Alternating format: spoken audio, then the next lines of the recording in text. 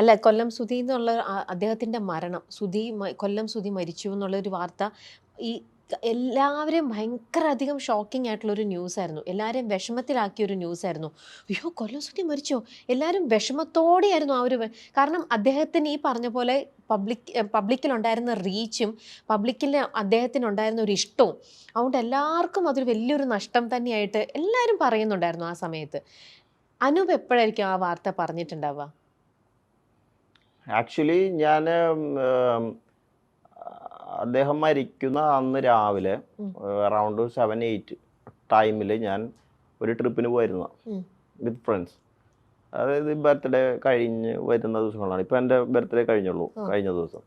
അപ്പോൾ അത് കഴിഞ്ഞ് ഞങ്ങൾക്ക് സമയമുള്ളപ്പോൾ ആ ഒരു നെക്സ്റ്റ് വീക്കിൽ ഒരു ട്രിപ്പ് പ്ലാൻ ചെയ്ത് അതിനു വേണ്ടി എല്ലാ പ്രിപ്പറേഷനൊക്കെ കഴിഞ്ഞ് കിടന്നുറങ്ങി ആ സമയത്ത് അലാം വെച്ച് എഴുന്നേക്കാൻ വേണ്ടി ഇരുന്നതായിരുന്നു. ഒരു 6 മണി സമയം.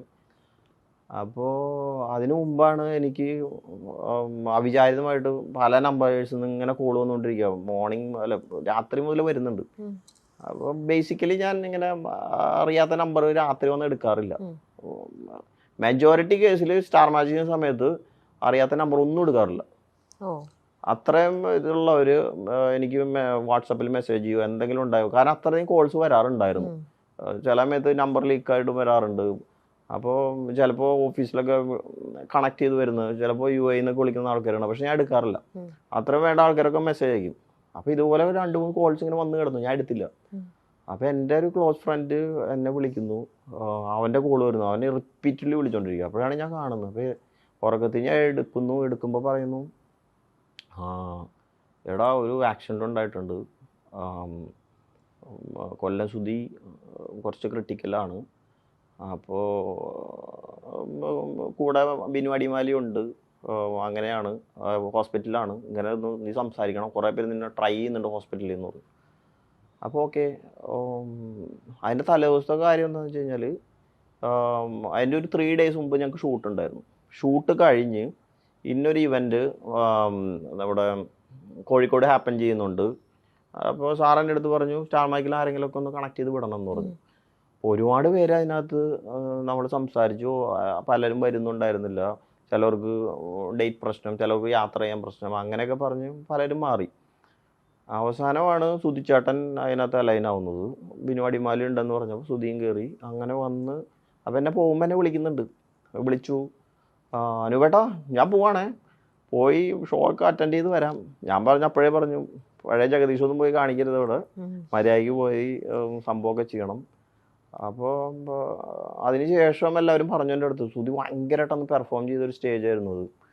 ഭയങ്കര കയ്യടിയായിരുന്നു. പുള്ളി സിംഗിളായിട്ടൊന്ന് പെർഫോം ചെയ്ത് ഒരുപാട് അവിടെ കയ്യടി വാങ്ങി എന്നൊക്കെ പറഞ്ഞു.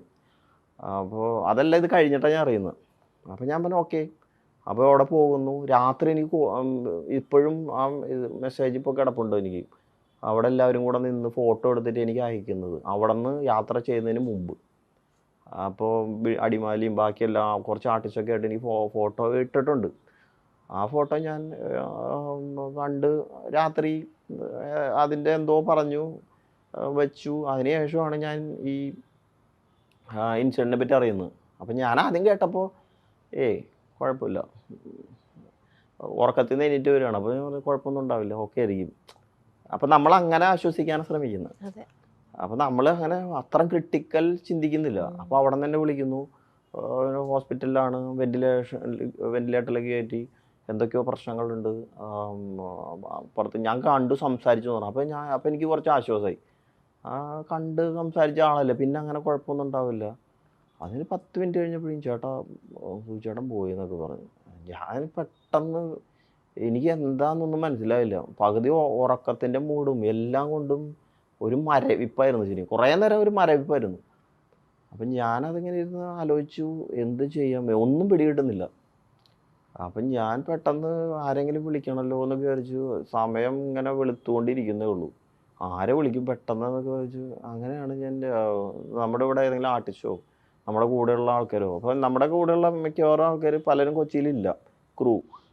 അപ്പോൾ ഓഫീസിൽ വിളിക്കാമെന്ന് വെച്ച് കഴിഞ്ഞാൽ സാറിനെ എങ്ങനെ വിളിക്കുന്ന, ഈ വെളുപ്പകാലത്ത് എങ്ങനെ വിളിക്കുന്നൊക്കെ പറഞ്ഞ് അവസാനം ഞാൻ ബിനീഷിനെ വിളിക്കണം. ബിനീഷ് ബാസ്റ്റിൻ ഫോർട്ട് കൊച്ചിയിലുണ്ടായിരുന്നു. ഇവിടെ ഏറ്റവും ക്ലോസ്ലി അടുത്ത് ആക്സസിബിൾ ബിനീഷ്. അപ്പോൾ ഞാൻ ബിനീഷിൻ്റെ അടുത്ത് പറഞ്ഞു, ബിനീഷ് ഇങ്ങനെ സംഭവമുണ്ട്, നമുക്കൊന്ന് അവിടം വരെ പോയാലോ എന്ന് പറഞ്ഞു. അപ്പോൾ തന്നെ ഞാൻ ബിനീഷ് വരാമെന്ന് പറഞ്ഞു. അപ്പോൾ തന്നെ ഓഫീസിൽ വിളിക്കുന്നു, 2-3 പേരൊക്കെ ഇട്ട് സംസാരിക്കുന്നു. അപ്പോൾ അവിടുത്തെ ഡ്രൈവേഴ്സൊക്കെ ഉണ്ടായിരുന്നു, ഫ്ലവേഴ്സിൻ്റെ ഡ്രൈവർ ഉണ്ടായിരുന്നു. അപ്പോൾ അവരുടെ കൂടെയുള്ള അറ്റാച്ച് ചെയ്തിട്ടുള്ള വേറെ ഡ്രൈവേഴ്സ് പിന്നാലെ വന്നു, അവരൊക്കെ എൻ്റെ അടുത്ത് സംസാരിക്കുന്നുണ്ട്. അവിടെ എത്തുന്നത് വരെ എനിക്ക് എന്തൊക്കെയോ സംഭവിക്കുന്നു, ഒന്നും മനസ്സിലാവുന്നില്ല. പലരും വിളിക്കുന്നു. അപ്പോൾ എന്നെയാണ് ഏൽപ്പിച്ചിരിക്കുന്നത് സുധിയുടെ വീട്ടിൽ അറിയിക്കാൻ. അപ്പോൾ അപ്പോൾ ഞാൻ വണ്ടിയിലിരിക്കുന്നുണ്ട്. അപ്പം ഞാൻ സാധാരണ എല്ലായിടത്തും സെൽഫ് ഡ്രൈവ് ചെയ്താൽ പോകാറ്, കമ്പനിയിൽ നിന്ന് വണ്ടി എടുത്തില്ല. അപ്പോൾ ബിനീഷ് വന്നതുകൊണ്ട് ബിനീഷിൻ്റെ വണ്ടി ഞാൻ കയറിയിരുന്നു. അപ്പോൾ എനിക്കൊരു കംഫർട്ടബിൾ ഒരാളും വേണം സംസാരിച്ച് പോകാൻ വേണ്ടി, ഷെയർ ചെയ്ത് പോകാൻ വേണ്ടി. അപ്പോൾ ഞാനിങ്ങനെ ഇരിക്കുകയാണ്. അപ്പോൾ എൻ്റെ അടുത്ത് ഹോസ്പിറ്റലിൽ നിന്ന് പറഞ്ഞു, പോയി ഇനിയൊന്നും ചെയ്യാനില്ല, ചേട്ടൻ ഔദ്യോഗികമായിട്ടും അവരെ അറിയിക്കണം എന്ന് പറഞ്ഞു. അപ്പോൾ ഇത് എങ്ങനെ അറിയിക്കും എന്നുള്ളതാണ് കാര്യം. സുധി ചേട്ടൻ എപ്പോഴും ഷൂട്ടിൻ്റെ ഇടയ്ക്ക് തന്നെ കട്ട് ചെയ്ത് കഴിഞ്ഞാൽ അപ്പോൾ പോയി നേരെ വിളിക്കും, ഭാര്യ വിളിച്ചിട്ടുണ്ട്, മകൻ വിളിച്ചിട്ടുണ്ട് എന്നൊക്കെ പറയുന്ന ആളാണ്. അപ്പോൾ രാവിലെ 6 മണിക്ക് വിളിച്ച് ഞാൻ എങ്ങനെ പറയും ഇത്? അപ്പോൾ എനിക്കൊരു പിടിയും കിട്ടുന്നില്ല. ഞാൻ കൈയൊക്കെ കുറച്ച് വിറച്ച് കുറച്ച് നേരമൊക്കെ ഇരുന്ന്. അപ്പോൾ ഞാൻ കൊടുങ്ങല്ലൂർ പോയിക്കൊണ്ടിരിക്കുക. കൊടുങ്ങല്ലൂരായിരുന്നു, ഹോസ്പിറ്റലിലാണ് സുധിയുള്ള ആ സമയത്ത്. ഞാൻ പോകുന്ന സമയത്ത് കോൾ ചെയ്യുന്നു. അപ്പോൾ ആദ്യം രേണു തന്നെ എടുക്കുന്നതെന്ന് തോന്നുന്നു, രേണു തന്നെ എടുത്ത്.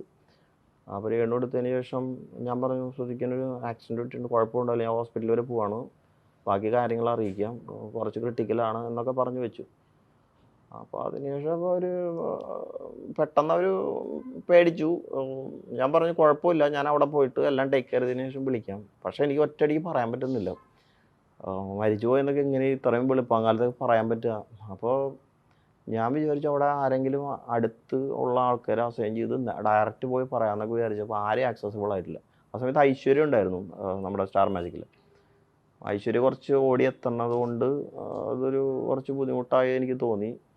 അപ്പോൾ ആർക്കും വീട് അറിഞ്ഞൂടാ കറക്റ്റ്. അതിനുശേഷം രണ്ടാമത് ഞാൻ കോൾ എടുക്കുകയാണ്. അപ്പോൾ ശ്രുതിയുടെ മകനെടുത്തു. അപ്പോൾ ഞാൻ പറഞ്ഞു, അച്ഛൻ പോയടാന്ന് പറഞ്ഞു. അപ്പോൾ അവനാദ്യം ചോദിച്ചു, ചേട്ടാ അച്ഛൻ എന്താ പറ്റി? ഞാൻ പറഞ്ഞു, ഇങ്ങനെ ആക്സിഡൻറ്റ് ഉണ്ടായി, അച്ഛൻ പോയി. എനിക്ക് പെട്ടെന്ന് എങ്ങനെയാണത് അവതരിപ്പിക്കേണ്ടതെന്ന് പോലും ഞാൻ മറന്നുപോയി. കാരണം എൻ്റെ വീട്ടിൽ ഒരാളുടെ അടുത്ത് അവതരിക്കുന്ന പോലെ എനിക്ക് ആ സമയത്ത് ഫീൽ ചെയ്തു. അപ്പോൾ അവൻ്റെ ഒരു കരച്ചിൽ ഇപ്പോഴും ഉണ്ട്, എനിക്കിപ്പോഴും ചെവിയിൽ കേൾക്കാം.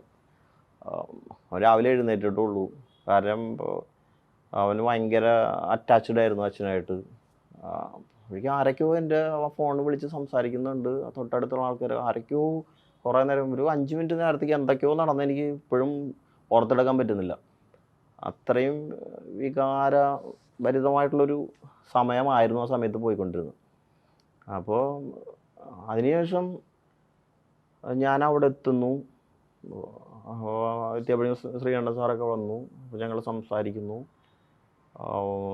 ഡോക്ടേഴ്സായിട്ട് സംസാരിക്കുന്നു. എന്താണ് സംഭവിച്ചത് എന്നും കൃത്യമായിട്ട് മനസ്സിലാവുന്നില്ല.